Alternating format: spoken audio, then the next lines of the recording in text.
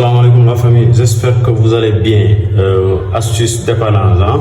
Donc nous sommes le 31 premier, moi là je correcte, moi le premier. Donc fi espace commune là. Mais dama gis différentiel bi so yëkëté divisionnaire bi rek day enclencher. La preuve donc bi sautéwul, les divisionnaires sautéwul, le général sautéwul. Donc amul court-circuit, défaut là, courant de défaut là. Donc la preuve, donc là soo yëkkatee tac day disjoncté. Bon léegi moo testé waat sama différentiel baa ngi marché parce que la preuve tac. Donc bu ma tijjee coffre bi laa fekk bon bi 2 lignes la modulaire bi dafa yóbbu 2 lignes léegi il faut ñu génnee benn ligne fii vérifier. Bon léegi éliminer nañ benn ligne. Parce que 2 lignes ñoo ñëwoon fii éliminé nañ benn ligne donc léegi dañuy yëkkati suñu différentiel xool dañuy yëkkati suñu divisionnaire xool donc là on est bon. di tàkk donc il faudra ñu xool boobu fan la dem lan la alimenté. À ce que je vois marron bi dafa représenter neutre donc moom moo nekk fii marron bi moo nekk fii. waaw bi moo ko toppee fii la génn donc moo ñëw fii marron boobu moo ñëw fii. Donc il faut me détacher fii yëpp pour xam réellement ñaari fi mu dérivé ñaari ban moo ci indi défaut bi. Donc vous voyez bien détaché nañ leen donc léegi dañuy dem suñu coffre ñu teg xool.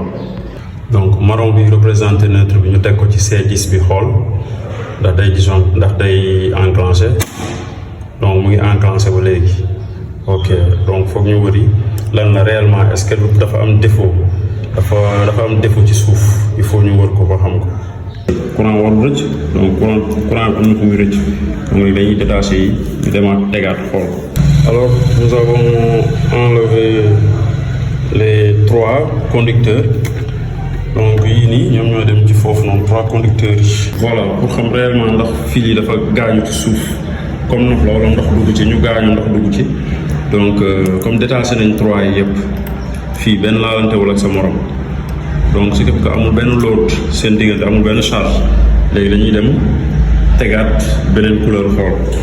Donc ñu ñëw ñu jël bleu bi ñu tegaan bleu bi ça représente neutre donc vous voyez bii tamit coupé na donc ce qui veut dire que au final fii li ci boppam ñoo am problème fii li ci boppam ñoo am problème mais pour loolu hypothèse la léegi pour conclure dañuy génne phase bi léegi bleu marron la ñuy testé bleu bi ak marron bi la ñuy testé léegi dañuy teg bleu marron ñu xool bu ñu tegee bleu marron même chose donc ce qui veut dire que lii yëpp ligne bi yëpp dañ koy changer ok rouge bi c'est bien amul problème mais 2 conducteurs yi ñoo am problème. Donc ce qui veut dire que il faudra que nga amaat beneen nga tiirewaat yeneen fii donc fii installation mort la moo tamit xëcc dara du la topp.